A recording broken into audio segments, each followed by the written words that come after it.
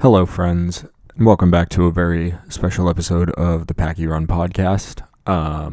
Here just to do a quick cold open to give you guys a heads up. If this episode doesn't sound exactly how you're used to this podcast or your other podcasts sounding, that is because Dan and I finally got our shit together and did an episode in person. We were sitting across a table using an omnidirectional microphone and actually talking to each other instead of talking on FaceTime and having to deal with silences and all that kind of stuff. So thank you to Dan and Justine for hosting a space for us to actually get to do that. Shout out to Sean Harkins for initially being part of that and then joining Dan and I in our depression about Patriots football and how it stands right now. That kind of is what it is. Anyway, I hope you guys all have a happy new year and keep an ear out. We're going to be doing some more stuff in 2022. I'm sure that at some point I will get my life together and I will do a clip show like I did last year to tide you over until everybody's kind of settled and ready to start recording. And yeah, enjoy the show, I guess. Question about socks. Dan, tell me about socks, bro. Dude, they keep your feet warm. I always wear black socks because they're pretty sick. I don't like the white socks. They always get dirty. But socks, man, they're awesome. How passionate are you?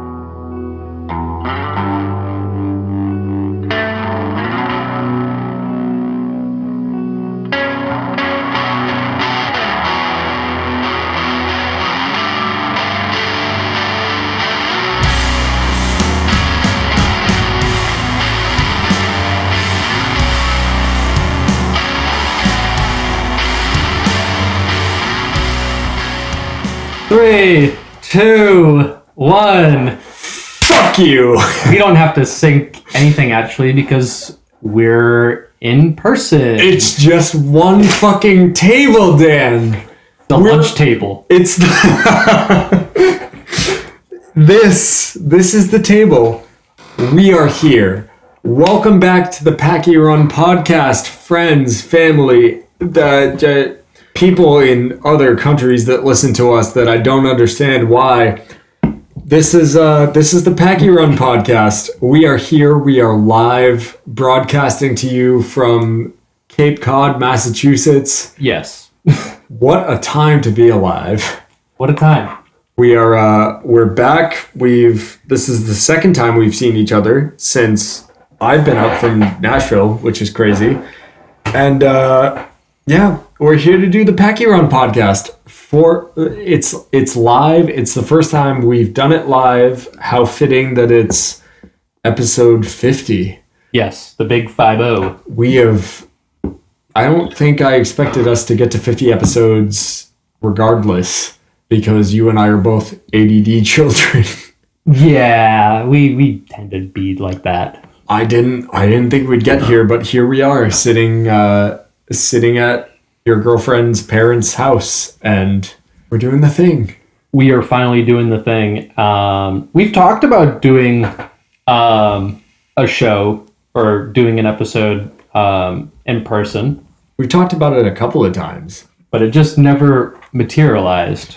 Well, and I think I've told people this. I don't think I've said it on the podcast. I've said a couple of times because people have asked. You and I get to a position when we're actually in the same room where we're both so focused on just being there and being present and just like, I haven't seen you in a couple of years. Right. I'm Or in a couple months or whatever the time it has been. Exactly. Like, I'm just here with my best friend. Like, All vibes. yeah, I'm just here to hang out with my best friend. I'm not trying to put a microphone in front of us, which is part of the reason why, 2 days ago, I've been back in Boston for a couple of days and met up with Dan up in Brighton. We went down to our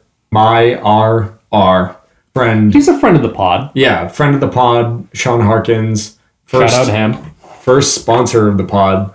We were hanging out with him for a little bit, and we were depressed about the Patriots, which we'll get into, but we were sitting there and we thought about doing a recording while we were all there and having Sean on the podcast, and we all just sat back and we were like, man, I don't think we ever said it in as many words, but it was like, man, I would just like to hang around my guys. Right. I think that was like the total vibe. We brought all the equipment Yeah. needed, but you know what? Like, don't always have to be doing something. Sometimes, like, just hanging out, playing Smash and eating Chinese food is just good enough. Eating Chinese food, eating pizza, eating fried, like it was way more about just being with the people. So, that's how that first attempt went. And now we're here, and it was sitting back and being like, you know what?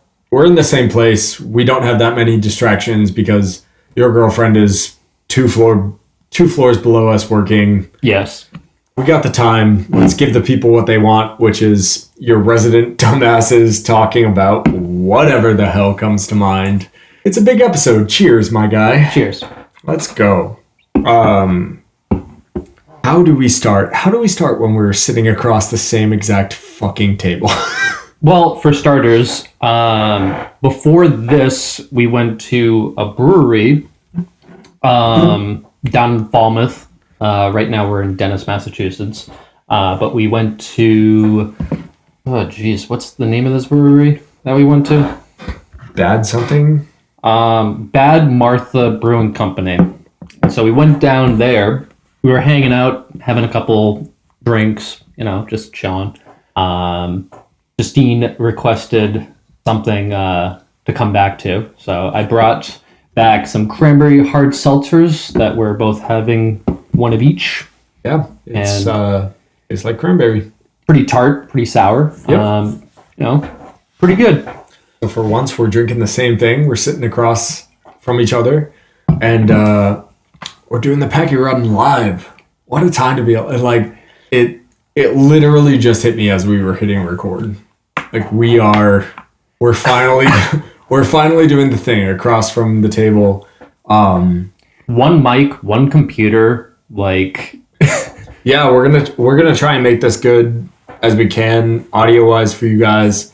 I'm sure that next time that Dan and I sit down and record, based on upgrades that he and I have both made, yes, we're gonna sound even better heading into 2022, and we've already made a commitment to try and really make 2022 the year of the Packy Run.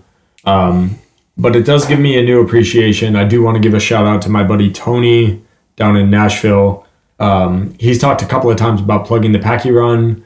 He hasn't done it yet because he's even more ADD than the two of us. But he has a podcast called Sounds and Cinema, and he did a live. Like he and his partner were up on a stage at Bowie's down in Nashville, doing their whole podcast. And I remember sitting down at the bar and having a couple of drinks and looking at Tony and being like, man, you're just all over the place. You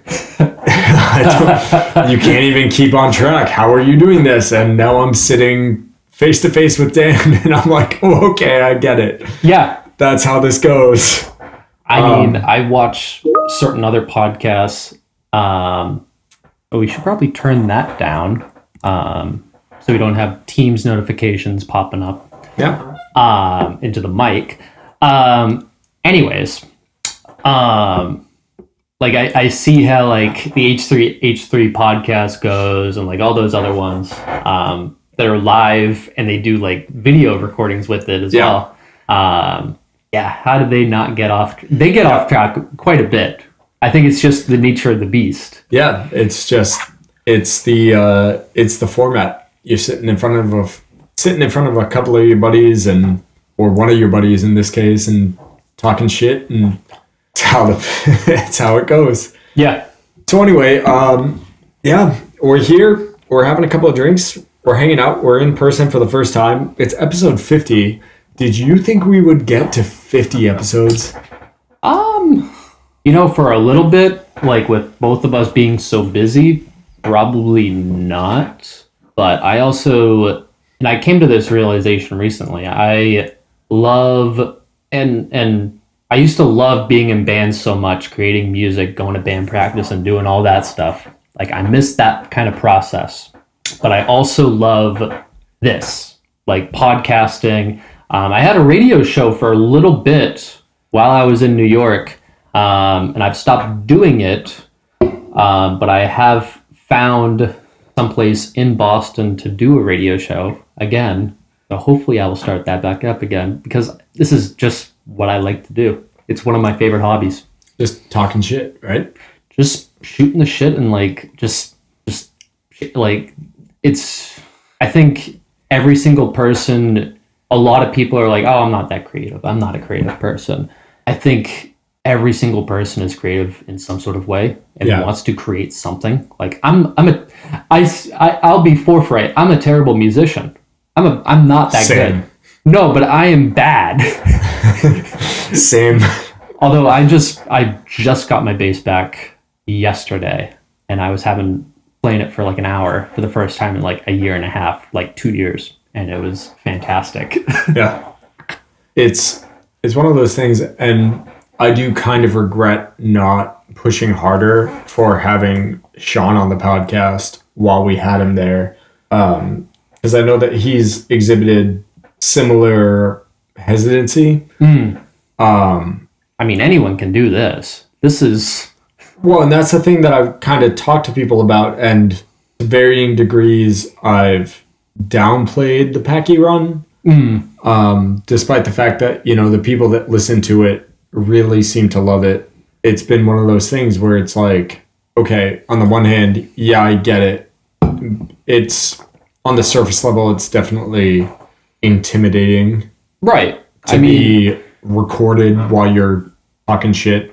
Well, that, and also like, I mean, you're putting yourself out there. Yeah.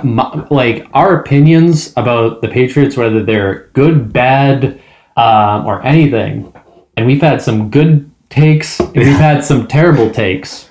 Believe me, and we've heard them. We hear from you guys. Yeah. We hear from our friends and family like, oh, that's a bad take. Yeah. And like, so what? I think everyone has an opinion that they want to share. And that's been the thing, has been like, to your point, but also I think a little bit in grievance to your point, there's been a couple of people that have treated this podcast when I've talked to them, right? They've been like, I don't know how you do that. I don't know how you put yourself out there. Like, it seems, especially, we are a small podcast. Right. By podcasting standards, but, the people that are with us are definitely with us. And those people that have been with us are the people that I've gotten that feedback from, where they've been like, oh man, how do you maintain that? How do you guys keep that energy up? How do you do, how do you do it as consistently as you do, even if we don't feel like we're doing it consistently? And my answer has always been, the whole thing was started in the pandemic, and it's easy to use the pandemic because so many people just went and started podcasts during that. And just random other things on top of that. But my whole thing has been, it's nice to have an excuse to sit down, especially when we're dealing with FaceTime and technical difficulties and everything else. We consistently get to an hour 15, hour and a half. Right. At the end of the day. But the actual recording time with FaceTime delays and everything else is usually the better part of 2.5, 3 hours. Like, it's just nice to be able to sit down once a week, couple of times a month, whatever it is, and just bullshit with my best friend for a couple of hours without distractions, without anything else. And I think that's the reason why we don't have a huge following, but we have the following that we do have, because there are people that are sitting back and being like, oh yeah, that, like, they recognize that, yeah, these are just two kids that love talking about the Patriots and fucking punk rock music for a couple of hours whenever they can. And that's big. Yeah, absolutely. It's just what we like to do. You're not wrong. So, with all that being said, how many games have we missed since last episode? 2? We've missed 2. The Colts and Buffalo. Yep. Which, from what I From what I remember about the last episode, I said, I think we're going to sneak out the Colts win, but it's going to be a tough game. It was a tough game. And you know what? We were starting to make a comeback later in the game. We had no business coming back in that one, though. No business. We didn't want it. We didn't. And, a couple of players talked about in practice and everything else, it wasn't. Something didn't feel right. Something didn't, something was off. But talking about the game itself, yeah, it took 3 quarters before we hit any kind of a stride. And even when we kind of started to put it together, it wasn't enough. No, it wasn't. And we just made way too many mistakes. Jonathan Taylor, the Colts running back, he's on another level this year. He is the best running back in the league, without a question.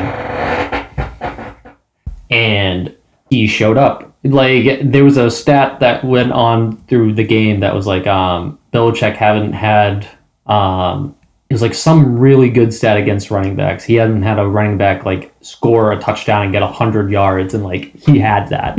Yeah. We're not going to win a game like that. We're not going to win a game with Mac Jones turning the ball over.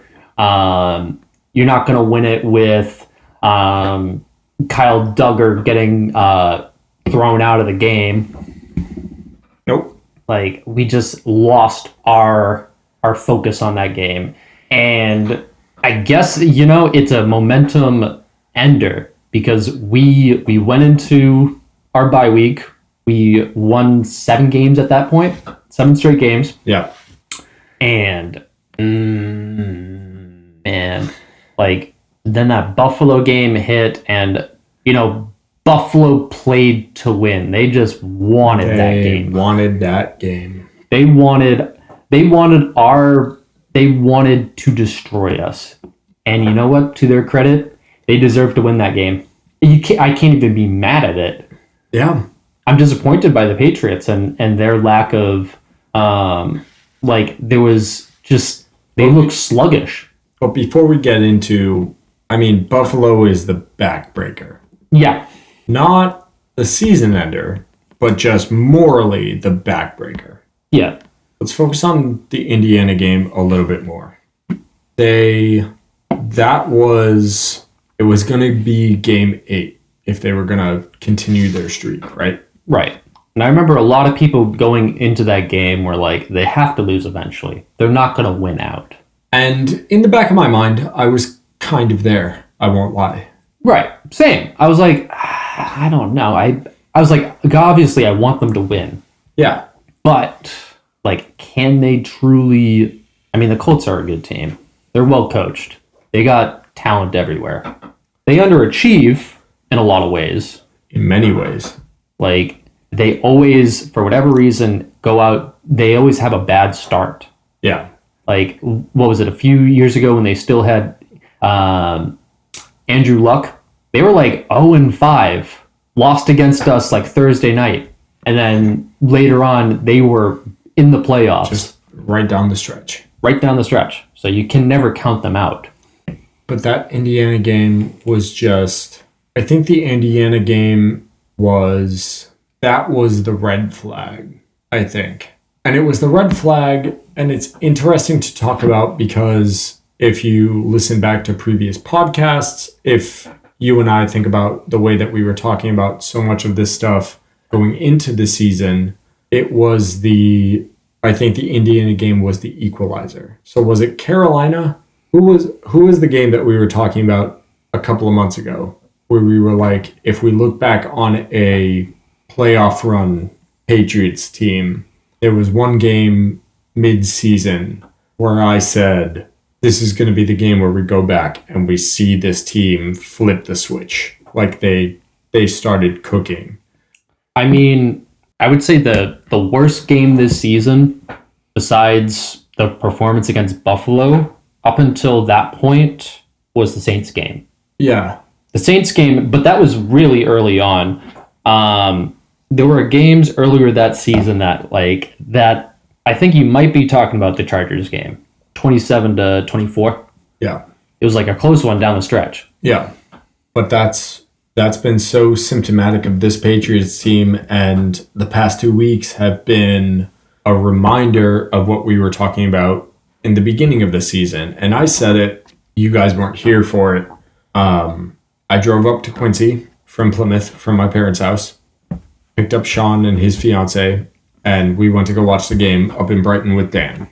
And we got there and we were hanging out and we were ordering pizza and just having a great time. And once again, just for me personally, I want to put it on the record how fucking great it's been to be around my people. Yes. That's just like these past couple of days have been amazing. Want to put that on the record. We get up to Brighton. We're talking about the Patriots. The game has started. We're talking shit. And at one point, early on in the game, I said, you know, we had already had a couple of flags. It was already kind of apparent that we were playing against ourselves with Buffalo, which we'll get into. But the point being, I sat back and I went, you know, this team is already outperforming what our actual expectations were, even after an off-season spending spree, a objectively pretty good draft. Yeah. I mean, Mac Jones, Christian Barmore, who's a very important player on that defensive line, and Ramondre Stevenson, and we haven't talked, the other players in that draft have not had the chance to shine yet. Yeah. But those are three notable ones that have had some serious playing time and have done wonders with this team. So I remember saying that towards the beginning of that Buffalo game, and I think that's probably going to be the theme throughout our entire Patriots talk here, has just been tempering expectations. Right. I mean, what was my prediction earlier this year was 10-7 and possible wild card. I mean, we are currently sitting at 9-6, sitting at the 6th seed. If everything ended today, we would be facing the Bengals, who Cincinnati has the same record as us currently.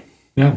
And I see no reason why we couldn't go in there and possibly win. But, I mean, that's about it. Yeah, I'm still seeing, despite my hype for the past couple of weeks, I'm still standing by what I said at the beginning of the season. 11-6 playoffs, they are what they are. I think there's a decent chance that we outcoach more than a few teams. Yeah. We're doing fine.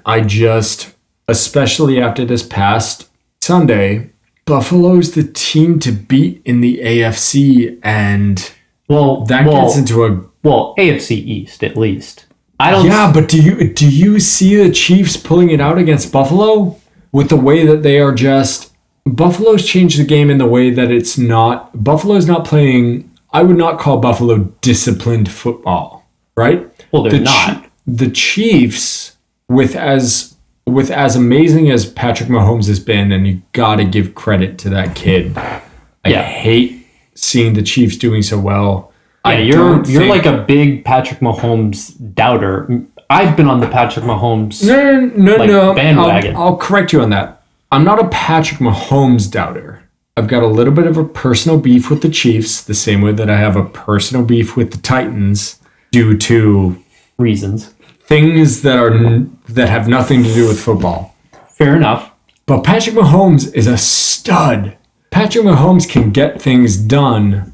But the thing that I see in Josh Allen in Buffalo more than I've seen with Mahomes and the Chiefs is Mahomes and the Chiefs seems bland. And not to the T. Not that they have those game plans immediately unfolded. Some of those throws that Mahomes makes are just, I don't care who you are as a football fan, who you claim as a team, you can't replicate that. No. That is God-given talent, and absolutely. God bless Patrick Mahomes. That's probably the most talented quarterback in the NFL right now. Still. But the thing that differentiates the Chiefs from the Bills is the Chiefs, it seems to come at random. The Chiefs, it seems to truly come from oh my God, how did Patrick Mahomes do that? Whereas the Bills and Josh Allen seems to be, they understand their quarterback's ability to improvise, and they have plays that are designed where, well, this is the play design, but if things fall to shit, somebody has already been 3 steps behind that, right? Somebody has been set up where if Josh Allen is going for like if Brock's back foot, he has to do whatever. The Bills have somebody ready to kind of make that change. The Bills seem a little bit more put together in that aspect, whereas the Chiefs were coasting for the past 4 years on Mahomes will get us out of anything because it doesn't matter. And I mean, for earlier this season, we still. I think we're still good. We're still good. We're recording. I think we're still good. Hold on. I don't- 3, 2, 1.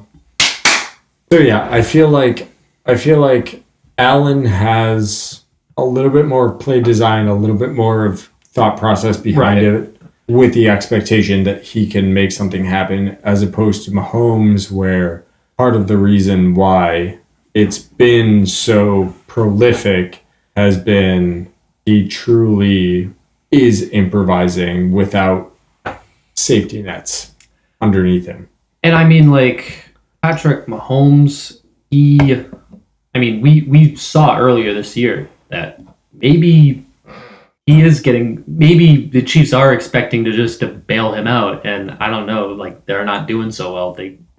For like the same week, both the Chiefs and the Patriots were 2-4. That's crazy to think about, and now the Chiefs are the hottest team, and they're the first seed in the AFC. I made this argument watching the Buffalo game.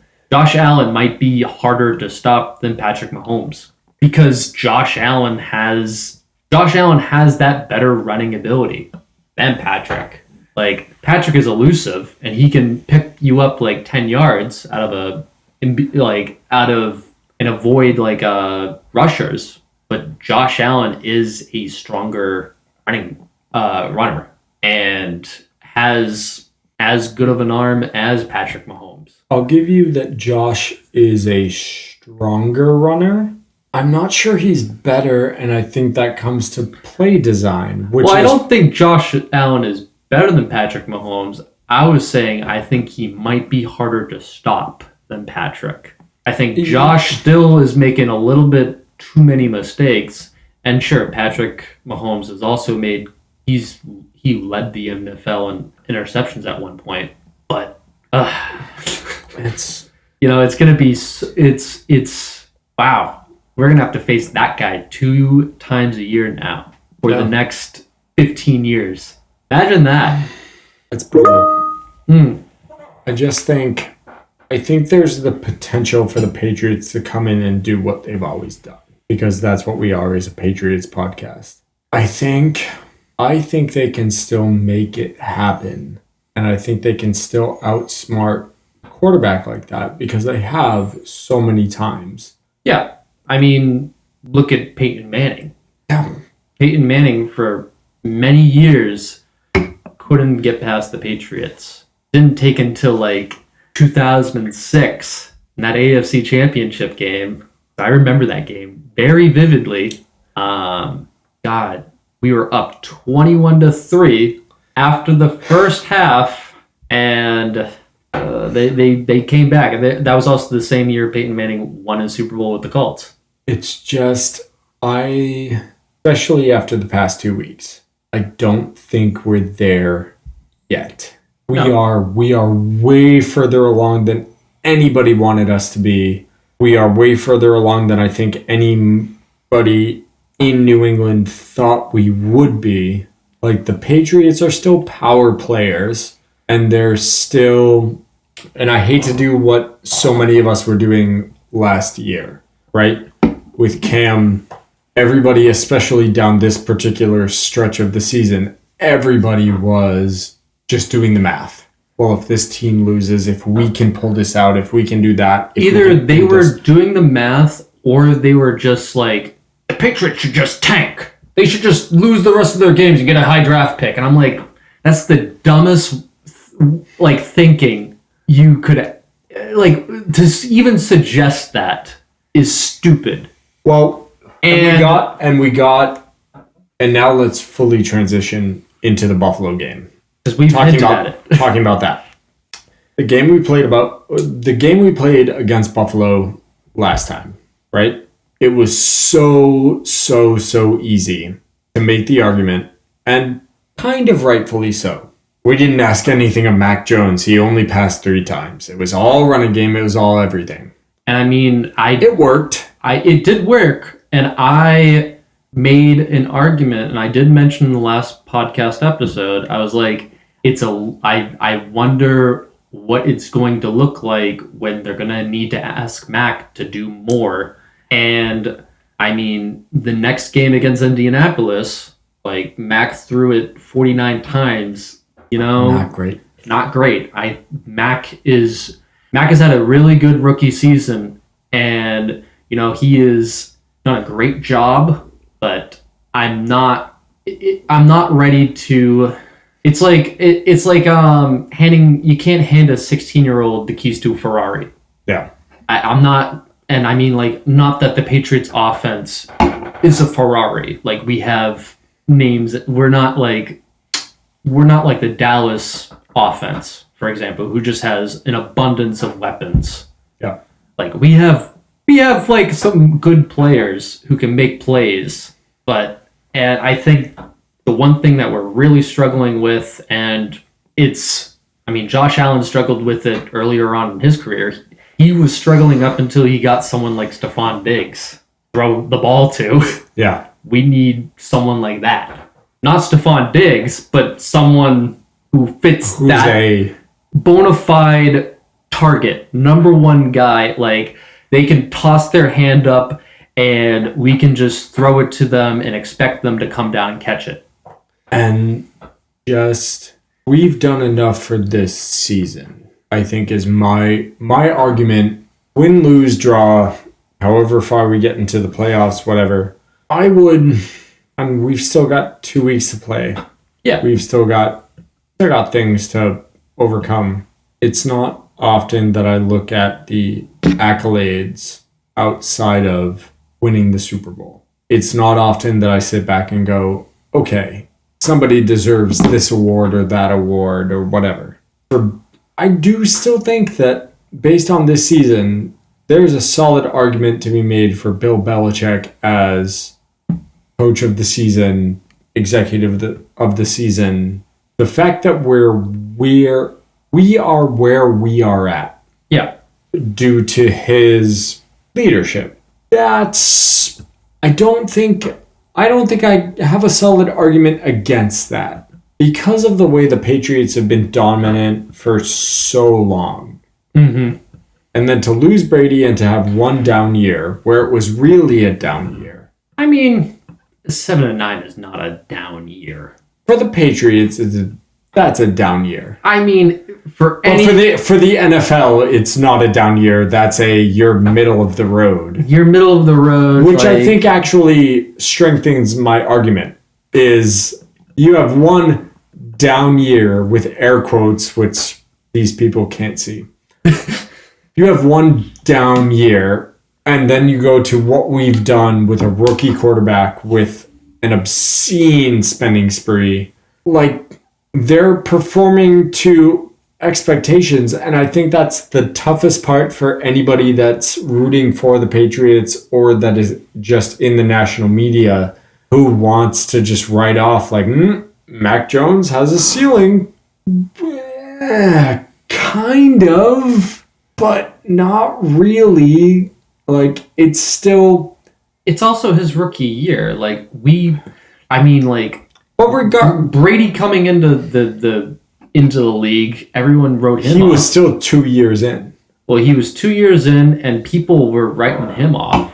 Like, reading the scouting report on Tom Brady, like, average throws, everything was average to below average. I mean, 6th-round pick. Mac Jones was a first-rounder for a reason. Yeah. And, at the beginning of the draft process last year, like, I think even at this point, like, if we're talking like last year, he was supposed to be a 2nd-round pick. He's exceeded expectations. In so many... He hasn't done anything to have lost us games. He hasn't done, I mean, yeah, sure. Turning the ball over, never good. He didn't lose us the game on Sunday. He hasn't lost us any of those games. And that's the thing is like as an NFL fan, right? There's a lot to be desired because you want to win. And especially being a New England Patriots fan, we have become accustomed to a certain style of win. Absolutely. But given the situation for the past 2 years, what more could you want out of this team? And that's why I was above and beyond for most people at the beginning of the season when I said 11-6. Yeah, you could And feel it. that seems to be what they're going towards with maybe a little bit of a playoff push. I'm not super confident, but maybe if this team can get themselves together, if they're disciplined, if there's an opportunity there. Yeah. Like, what more could you want from this year and this team? I'm not seeing much else. Like, I'm not wanting for much more besides being a Patriots fan and just wanting to be back in that Super Bowl bubble. Right. And I think there are lots of Patriots fans who have expectations of Mac taking us to the Super Bowl. And, like, I'm sorry. Like, we're not quite there yet, but, like, just, you got to be patient. You just wait. The kids. We still have a great team around him too. We have a great defense. You know, Matthew Judon, who hasn't looked great. He hasn't looked good the last 2 weeks. I think he's just looking a little. And I didn't even realize it until you mentioned it. He has looked very sluggish. Yeah. And to Buffalo's credit, the key with that game was Buffalo went for it every chance that they could get. Like, I remember watching the game and I said, Buffalo has to go for it. And like you and Pat would look at me like, give me a look, and I'm like, they have to go for this if they want to win. And I called it every single time. Like, and do you remember that? And they did. Like, every time they were fourth and short, I would be like, they have to go for this. They're going for this. If they want to win, they got to go for this.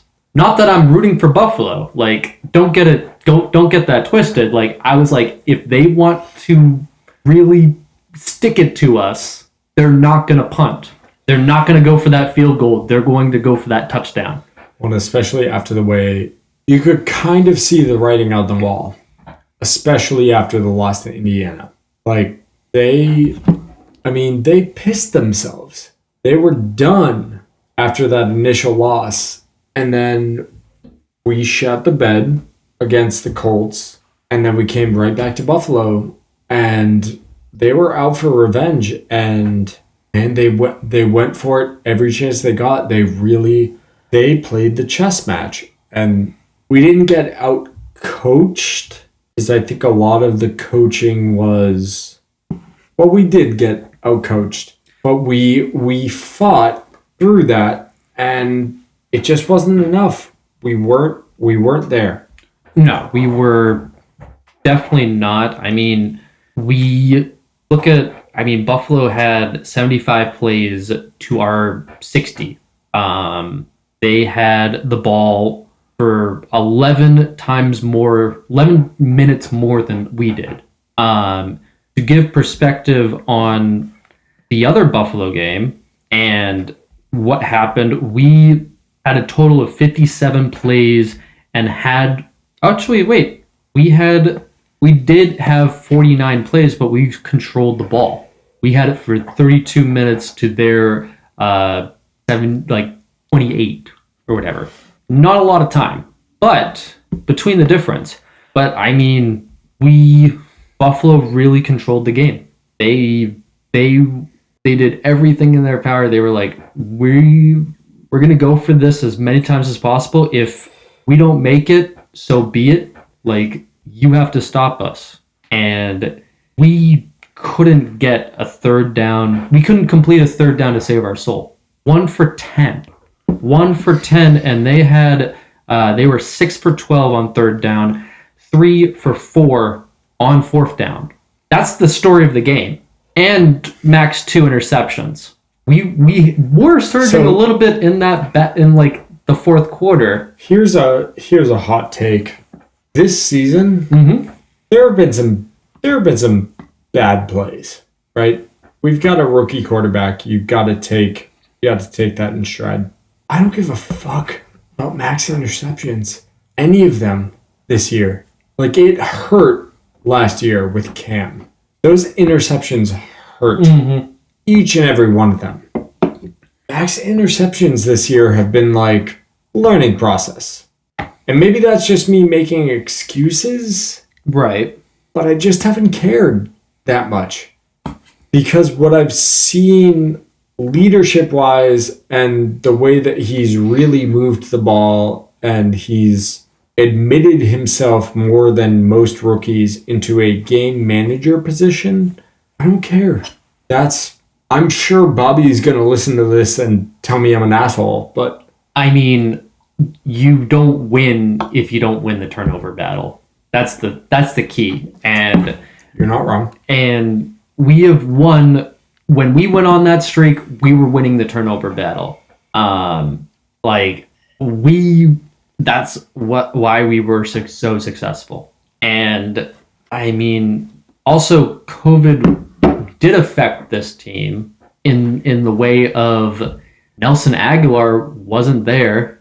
He's not a top flight wide receiver, but he's had quite a bit of receptions this year that have helped this team, and we were really bagging on N'Keal Harry during this game. The three of us, me, you, and Sean, the whole time were like, N'Keal Harry needs to go. I still feel that way. I still feel that way either. Like I still feel that way. He's the equivalent of no, he doesn't even do that. I was gonna say he's the equivalent of a basketball player that just scores a bunch of points but plays no defense. He cherry picks, but N'Keal doesn't even do that because he doesn't even have any positive real plays. He's like Chris Davis. He's not. He's just a bust, top to bottom. N'Keal Harry is. And I thought last year was at the end of last year was too soon to call him a bust. I mean, but this year it's pretty. The writing's on the wall. Yeah. The writing is on the wall. We're good? Yep. The writing's on the wall. He needs to go. He's not. It was one thing before this offseason. And then he went and tried, his agent pushed for a trade. And that had me sitting back and being like, what the fuck? What has he shown that makes him worthy of a trade? Why would any team want him?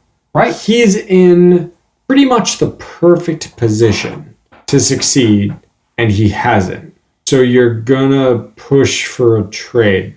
Okay, show us what you're worth. And I thought maybe this season was going to be a little bit more of that, where he was going to make his worth shown and we were going to have to eat our words. Yeah. Because especially after the past 2 years, I was waiting for that. Right. Some player to sit back and be like, this is what I can do. I don't want any Patriots player to fail. Yeah. I want him to succeed.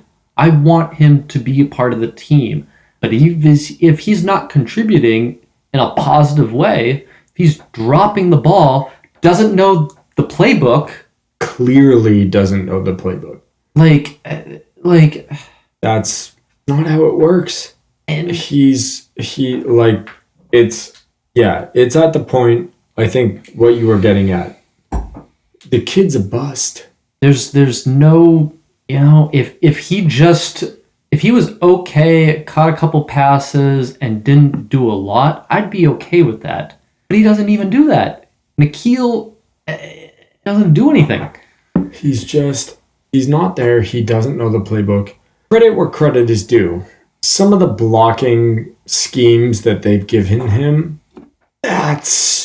he does okay with that, right? He's okay with that, but I'm not okay with him giving up on a play. Yeah.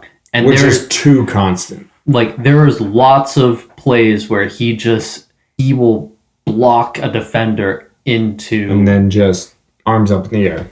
He doesn't care. Like, hey, man. Like, Yeah, you did one job, but you didn't do your actual job. like, Jacoby Myers, who is in that same draft, undrafted, is outplaying you By a lot. by a lot. I mean, Jacoby has shown up and shown his worth. Gunnar Olszewski, I'm pretty sure, from that same draft class, later round draft pick or undrafted, one or the other. I'd really love to see Gunnar go up in like a Wes Welker, Julian Edelman way and earn his way to wide receiver, but he's not quite there, but he's done his job. Yeah, I mean, as much as I love Bill Belichick, he can't, and Mac Jones is the exception. Maybe the exception. Mac Jones is the exception, but like he can't draft offensive skill positions in the first round for shit. For damn. I mean, like, he's drafted some really good offensive linemen in the first round. I mean, Isaiah Wynn, Logan Mankins, Nate Solder has been was really good with the Patriots. Yeah. Not so much with the Giants. But I mean, we just there's too many question marks. I mean, if there's anything that Bill does, he knows how to get players in free agency and use veteran players to the best of their abilities. Like, for example, like look at like Rex Burkhead, for example. Like, that was a underrated signing from what I remember. And like I remember listening to a podcast and they're like, Rex Burkhead is going to be really good for the Patriots. Just you wait. And I was like, okay, like I'm interested. I'm interested to see what's going to happen. And like, sure enough, Rex Burkhead was a great contributor to a lot of those Super Bowl teams. Well, I think the overall thought process is, I think we're beyond where we thought we were 6 months ago. We're missing pieces. We're missing pieces, but we're further ahead than we thought we were. Right. I need to see another pass rusher, like great pass rusher. I want someone else on the other side of Matthew Judon. And it's getting after so sad thinking about those few games where Judon was just the guy. He's good. I like him. He I like still him a is lot. good. I still love the guy. But man, what a cliff he fell off this season. Well, hold on a second. It's a little too early. It's still early. Pump the brakes on that. Let's see how he looks next week. I'm willing to pump the brakes. Like, sure, I'm sure every player at this point is a little slow and a little like tired. And there must be more to the tape what happened to Matthew Judon that game than what we know. And for all we know, he was probably double teamed the whole time. Kind of. I mean, like, how else are you going to stop the best edge threat this team has? Yeah. And I mean, also, like, I remember Josh Allen's touchdown, like, he was right up to the line, right up to the, I'm trying to think, like, you can't throw past the line of scrimmage, and you looked like he was about to walk in, or there was a guy wide open. How do you defend that? Josh Allen is a different beast, and you have to, which one do you go for in that case? I don't have a good answer. No, I mean, That's rhetorical, but like, god damn, like they're just a good team. I think there were expectations we were going to split the games with this, yeah. and I'm okay with that. I'm okay with splitting with Buffalo. We gotta show what I we would be- actually have I would in be the next couple of games. right. I'd be mad if we were splitting with a team like the Jets. Yeah. And honestly, that 25-6 game, we should have beat them even more than that. Way more. way more than that. Because we left so many points on the table. Yep. And that's not, I mean, like blowouts are not that fun to watch. Yeah. I mean, I saw, we were watching Cowboys and Washington football team, and that game was just, that was done in the first quarter. Yeah. It was done in the first quarter. It was apparent. Yeah. Like, not very fun to watch, but Yeah. The NFL is the NFL. It's still, we still got a couple of weeks to play. The Patriots can make it. Other teams can make it. We're going to see how it goes. The chess match doesn't really end, and part of the reason why I like the league, yeah. right?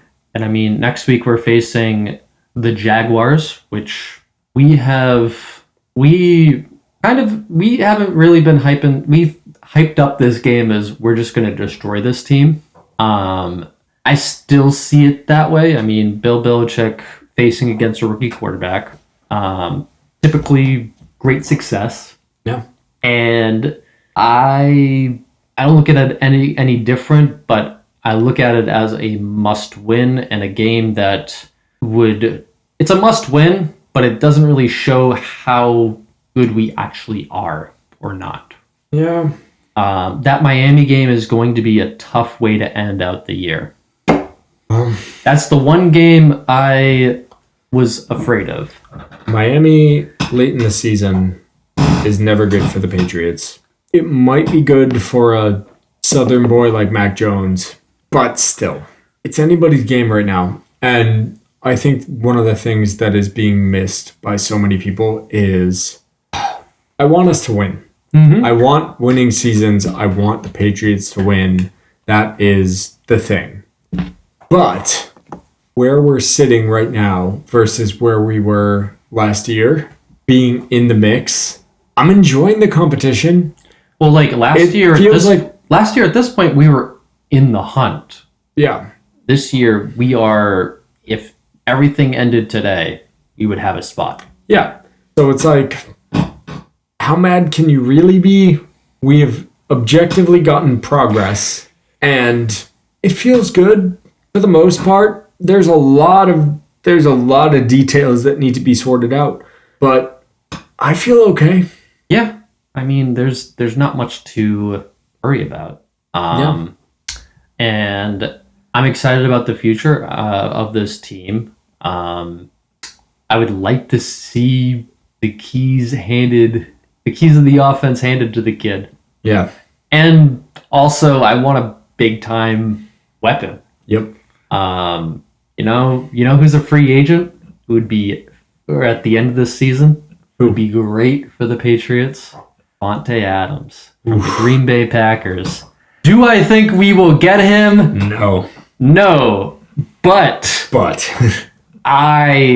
and the way that the salary cap is working and everything like that and all that other, I would love nothing more than to see Davante Adams in a Patriots uniform. I can't argue with that. No, I think every Patriots fan would welcome that. Yeah. That's what I want. That's on my Christmas wish list. Well, Santa comes super, super early this year. Do we have anything else to add On the Patriots? on the Patriots? Not at this very moment. Well, go fucking Pats. Yes. Do you want to get into recommendations? Because I don't have any. I have one. Go for it. I have one. You were kind of listening to this on the way home, but not really. I mean, or back here. But I have an album by Sloppy Jane called Madison, and it's not a typical punk rock album at all. Yeah. It's kind of like an avant-garde, like weirdish album. There are some orchestral pieces in this album. I think the big appeal to it is it was recorded in a cave in West Virginia. My suggestion is listen to it with really good headphones because I think the way that the Cave plays with the recording, it kind of adds different feedback and a different echo. It acts as like a different instrument, which is really cool. Really, like I would, even if weird art rock type of thing is not really your thing, which it's not for me, but I got this recommendation. I saw Anthony Fantano, the Needle Drops. I saw his review of this album, and I thought, I've heard of this band before. Let me give it a listen to. And it's a weird album, but it's really good. Check it out. Having listened to it for a lot of the ride home, I will double that recommendation. And my only recommendation this week is go listen to the Gin Blossoms. Good band. That first album, New Miserable Experience, there's a lot of hits on the album. They do a great job production-wise. Songwriting is perfect. Just go listen to the Gin Blossoms and really listen to it if you haven't before. But yeah, that's all I got. That's all I got too. So thanks for listening to the 50th anniversary, or It's not 50th anniversary, 50th episode of this podcast. it is the 50th episode of the Packy Run. Share it with a friend. Follow us on Instagram or Twitter at Packy Run Pod. And let's go for 50 more. We're halfway to Edward 40 Hands. 2022 is coming, baby. Let's I'm go. kidding about So AJ and I made a pact that for our 100th episode we would do Edward 40 Hands for the God damn it. 100th episode. I feel like we're gonna walk back on that. just based on, Or will we? or will we? God damn it. Anyways, we will be back next year. Not too late. Like, we will be back. And we will continue to be creating a podcast for you guys to listen to. We will do what we do. Thank you for listening, and goodbye. Bye-bye.